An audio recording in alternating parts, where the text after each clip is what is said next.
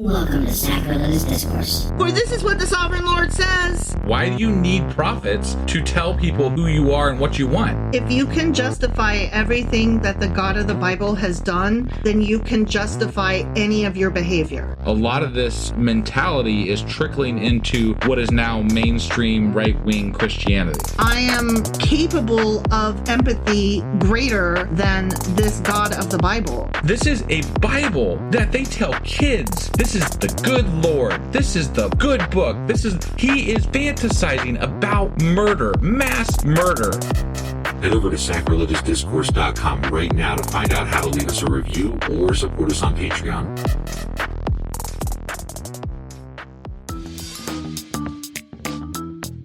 Hey there, sinners and saints. It's your favorite Bible-bashing duo from Sacrilegious Discourse, and we need your help. That's right, folks. We're raising funds for some heavenly equipment and a studio that doesn't sound like it's in the depths of hell. Our current setup, let's just say it's more apocalypse than audiophile. So if you want to hear us dissect the Bible without the background noise of demonic squirrels, chip in a few bucks. We're aiming for $5,000 to upgrade our audio and build a studio worthy of blasphemous banter.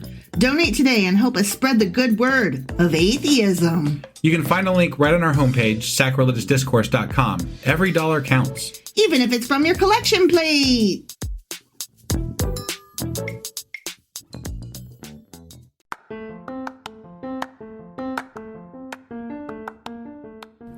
Welcome to Sacrilegious Discourse. I'm husband. And I'm wife. Together, we're reading the Bible for the very first time. We grew up without religion and wanted to know what all the fuss was about. Well, what have we learned so far? That God is a dick, and apparently some people believe in talking donkeys. We're not trying to pass ourselves off as experts. Nope, we're just reading the Bible for the first time and giving our first take reaction. If you'd like to join us in this venture, you might consider starting at episode 1. Otherwise, jump in wherever you like. All right, let's go read the Bible. Yeah, let's get to it. Husband! Wife! Do you remember what happened on Friday? Shit, I forgot to look. Saul died. No, I don't. Saul died? He was again. So bad. He was unfaithful to the Lord. And he's so bad he died twice. Yeah. In the Bible. And he had consulted a medium, so the Lord killed him. That was the Witch of Endor, right? Yeah. Yeah. Yeah. Good stuff. That stuff happened, and so the kingdom turned over to David. Okay. All right, so that was 1 Chronicles chapter 10. Oh, might I... Sure as fuck was. Might I say... What? There was story last time. There was. Which means there might be story today. There probably is. That's exciting shit. That is very exciting. So what are we doing today? Oh my god. I know I threw you all off here. You are all over the place. I did. I fucked you up. Yes, 1 Chronicles chapter 11. All right, let's go do this. Okie dokie.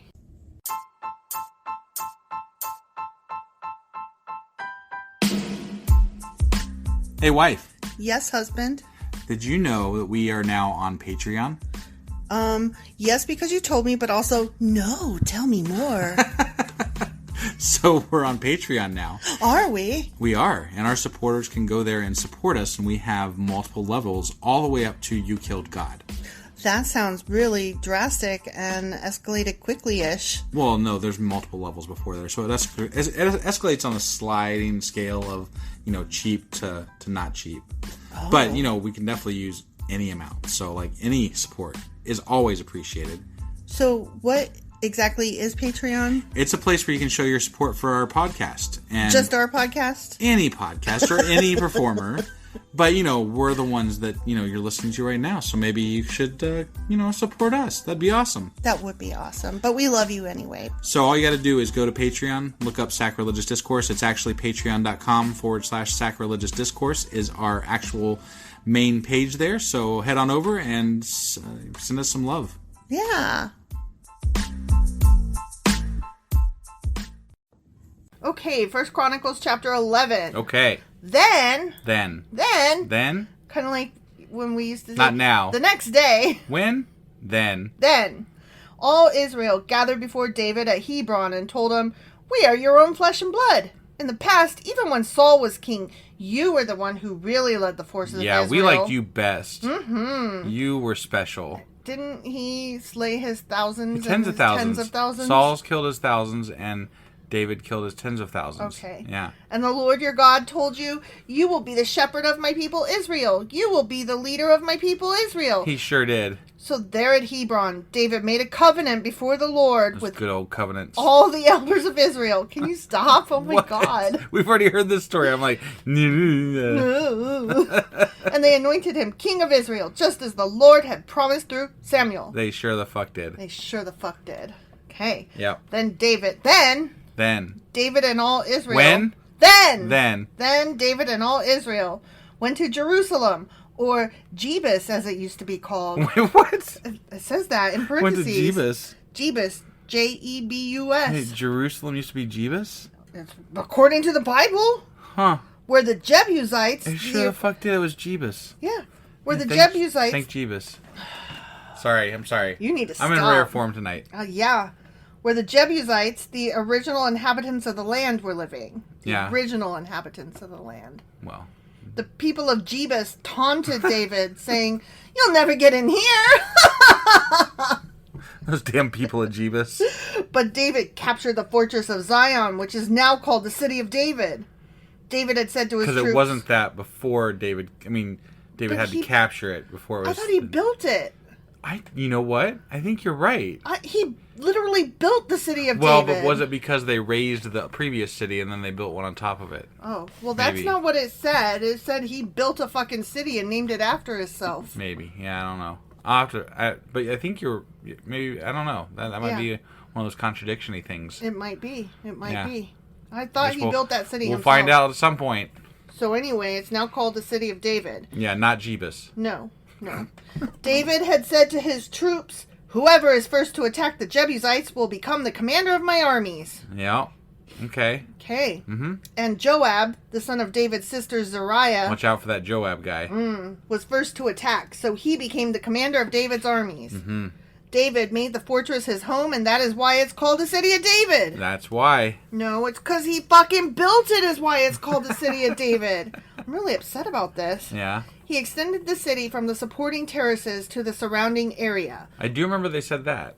While Joab rebuilt the rest of Jerusalem. I think you might be wrong here. I think he did conquer a city and then rename it David. Well, I'm going to find out. And he built upon it, but like... I'm going to find out because I'm very upset about this. Right, okay. And David became more and more powerful because the Lord of Heaven's armies was with him. Not because he was just a good leader. Heaven's armies. It wasn't his doing, it was God's doing. I forgot that sometimes it's the Lord of Heaven's armies. Right. But just so you know, anytime you do good in life, it's not your doing. Right. It's God's doing. But anytime and if you do bad, it's all on you, man. Yeah. You're fucked. Unless he turned your heart. But then you're still fucked. Yeah. So it doesn't matter. It doesn't matter. You don't get credit for anything, really. No credit. Okay, so next section, we're going to learn about his mighty men. Remember his mighty men? His mighty men? Mm-hmm. Okay. These are the leaders of David's mighty warriors. Together with all Israel, they decided to make David their king, just as the Lord had promised concerning Israel. Here is the record of David's mightiest warriors. Oh, God. Oh, boy. The first was Jeshobeam, the Hachmonite, who was leader of the three, the mightiest warriors among David's men. Okay. Oh, we got a name now. Yeah. Nice. He once used his spear to kill 300 enemy warriors in a single battle. Okay. Remember? Only did Remember that? The did three? they say that? Yeah. Yeah. No, I do. Yeah. Okay. Yeah. All right. The three were. That's right. They did cover these. They guys were the before. killiest killers that right, ever but killed. then there was more to the squad, but there was three that were the three. Right. These they three. were the three. Mm-hmm. Next in rank among the three was Eleazar, son of Dodai, a descendant of Ahoah. He was with David when the Philistines gathered for the battle at Pasdammim and attacked the Israelites in a field full of barley. That was not a barley party. That was not a parley party that day. Parley party. It was a party of parleys. Yeah, sure. Parlay? We'll just go with that, yeah.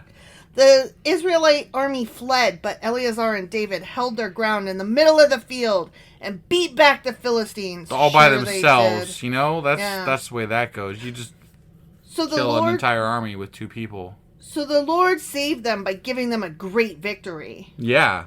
So they won, so the Lord let them win. I've said this before, but like if me and like my buddy took on an entire army and like won, I'd be like, no, I did a great job. Fuck God, I got that shit. Yeah. That was all I'm me. the one that's exhausted. Who's got blood all over him? Me. Exactly. Who's fucking dying like of multiple minor wounds and shit? That'd be me. Yeah.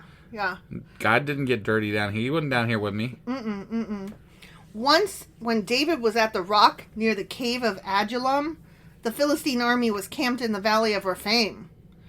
The 3 who were among the 30, an elite group among David's fighting men, went down to meet him there. I kind of remember this. Okay. David was staying in the stronghold at the time, and a Philistine detachment had occupied the town of Bethlehem. David remarked longingly to his men, "Oh, he wants water. I remember this." And somebody brings him water. Yeah, that's right. And he's like, "You moron." Right. "Oh, how I would love some of that good water from the well by the gate in Bethlehem." So the 3 broke through the Philistine lines, drew some water from the well by the gate in Bethlehem, and brought it back to David. But David refused to drink it. Instead, he poured it out as an offering to the Lord. "God forbid that I should drink this," he exclaimed. "This water is as precious as the blood of these men who risked their lives to bring it to me." So we're going to dump it out. Yeah, this sounds great. This is smart. Yeah. It's so precious that nobody gets any of it. We're going to waste it all. Yeah. And your lives meant nothing to me. That risk you took? Right. It was all for nothing. Yeah. So David did not drink it. These are examples of the exploits of the 3. Abishai, the brother of Joab, was the leader of the 30. He once used his spear to kill 300 enemy warriors in a single battle. That was the same as the other guy. I know.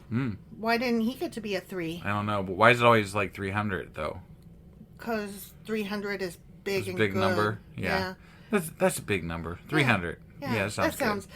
Anything more than that would be unrealistic. Right, yeah. Yeah.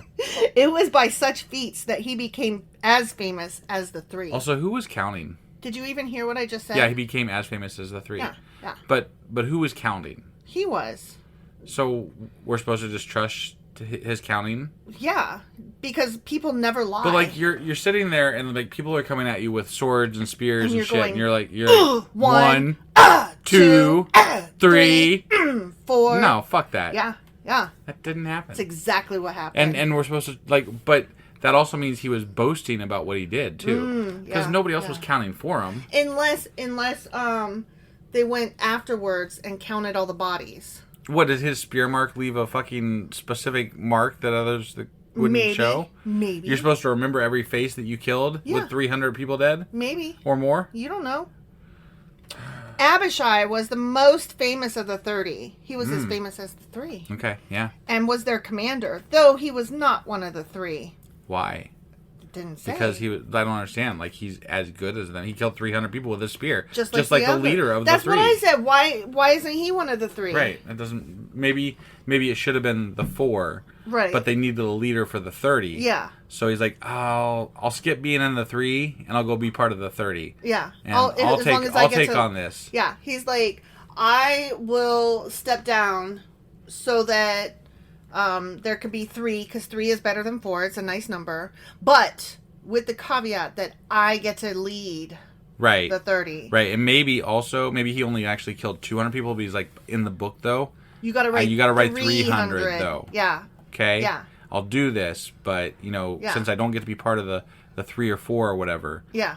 I killed 300 people. And make sure that I'm as famous as the 3. Right, yes. Like, my name needs to go down with them. I'm like right there with you guys, okay? Right. Yeah. Deal? Yeah. All right. I agree. Do you agree? I agree. Okay, that's what happened. Yeah. There was also Benaiah, son of Jehoiada, a valiant warrior from Kabzeel. We already read about these. I know. I hate that's why I'm having fun with it, because I'm like, whatever. I already know this shit. He did many heroic deeds, which included killing 2 champions of Moab. Yeah. What's a champion? A good fighter. Okay. A good fighter guy. Is it like their 30? Yeah. Okay. It's their 3. They're 3? Yeah. Okay. Another time, on a snowy day, he chased a lion down into a pit and killed it. Pesky fucking lions. I hate when lions chase me and stuff. Right?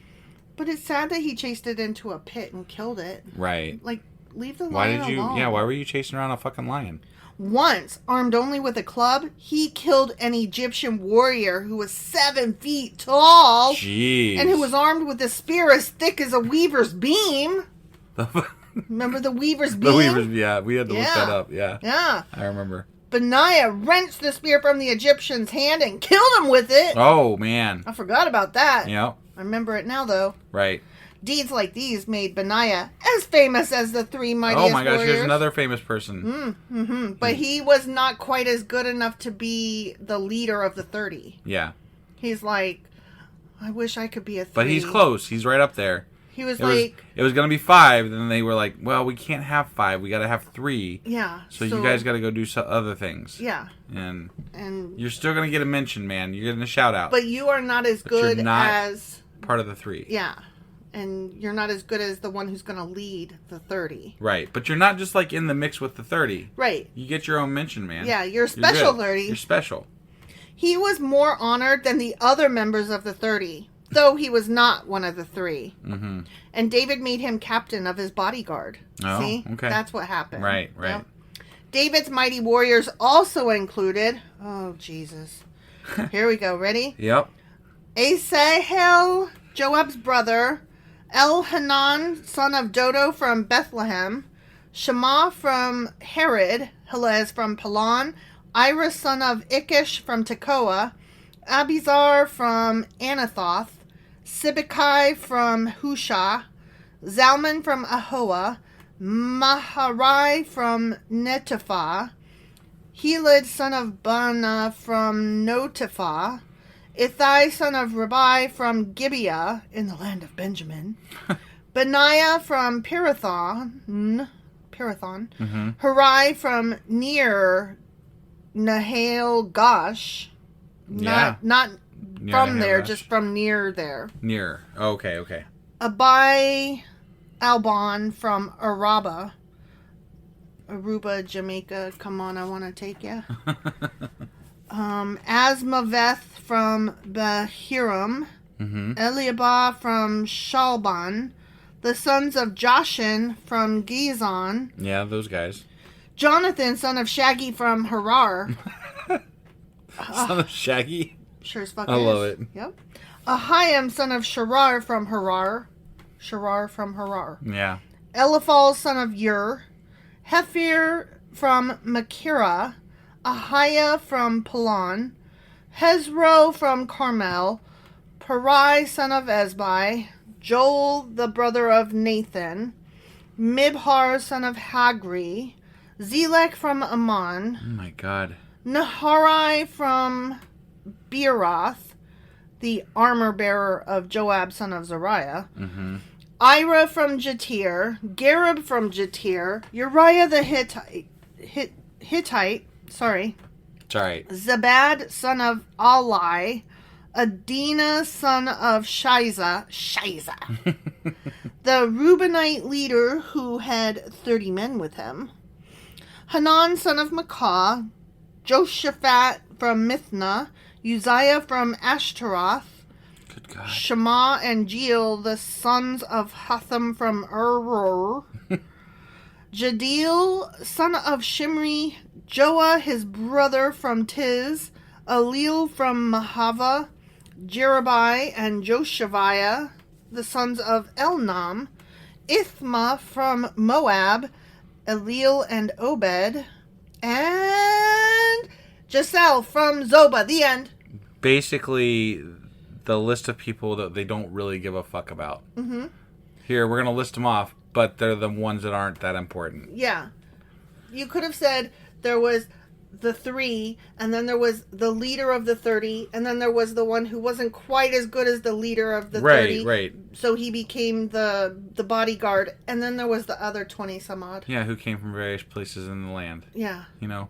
Like, Just leave it at that, and we'll man. write it down, but not here. Right, we don't need to know all their fucking names. Yeah. And yeah. nobody needs to know all their names. No. Nobody. But I mean, Okay. at least there's some story. There was some story. There's also some names, but story. But this writer guy, likes to list names a lot.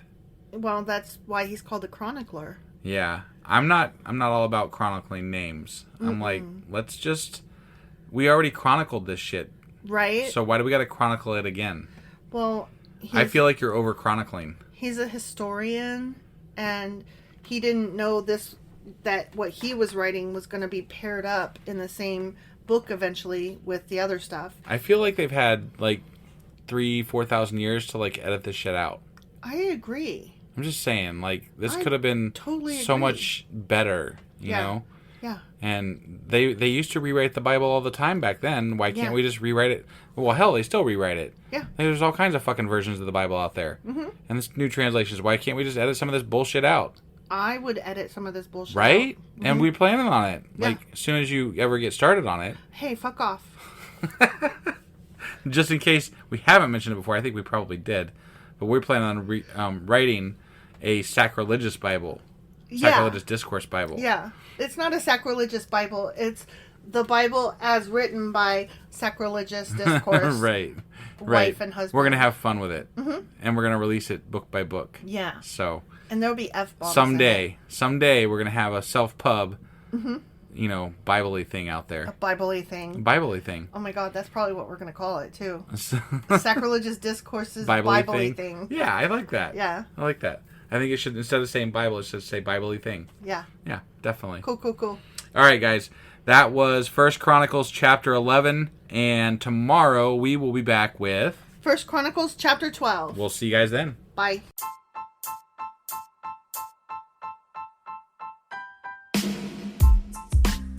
Hey, wife, I guess that's the end?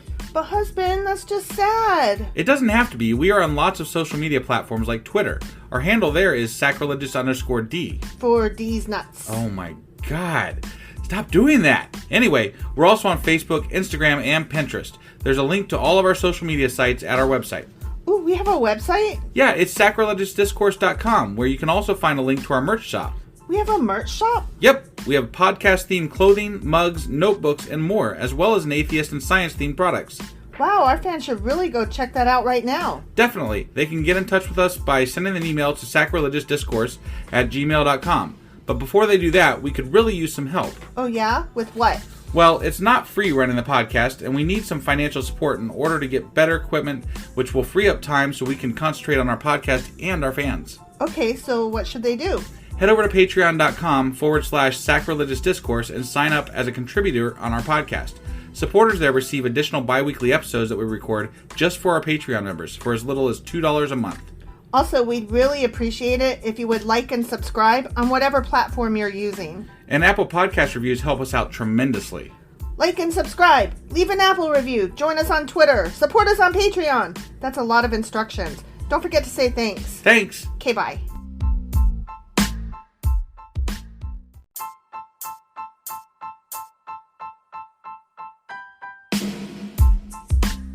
Hey, wife, I guess that's the end? But husband, that's just sad. It doesn't have to be. We are on lots of social media platforms like Twitter. Our handle there is sacrilegious_D. For D's nuts. Oh my God. Stop doing that. Anyway, we're also on Facebook, Instagram, and Pinterest. There's a link to all of our social media sites at our website. Ooh, we have a website? Yeah, it's sacrilegiousdiscourse.com, where you can also find a link to our merch shop. We have a merch shop? Yep, we have podcast-themed clothing, mugs, notebooks, and more, as well as an atheist and science-themed products. Wow, our fans should really go check that out right now. Definitely. They can get in touch with us by sending an email to sacrilegiousdiscourse@gmail.com. But before they do that, we could really use some help. Oh yeah? With what? Well, it's not free running the podcast, and we need some financial support in order to get better equipment, which will free up time so we can concentrate on our podcast and our fans. Okay, so what should they do? Head over to patreon.com/sacrilegious discourse and sign up as a contributor on our podcast. Supporters there receive additional bi-weekly episodes that we record just for our Patreon members for as little as $2 a month. Also, we'd really appreciate it if you would like and subscribe on whatever platform you're using. And Apple Podcast reviews help us out tremendously. Like and subscribe. Leave an Apple review. Join us on Twitter. Support us on Patreon. That's a lot of instructions. Don't forget to say thanks. Thanks. Okay, bye.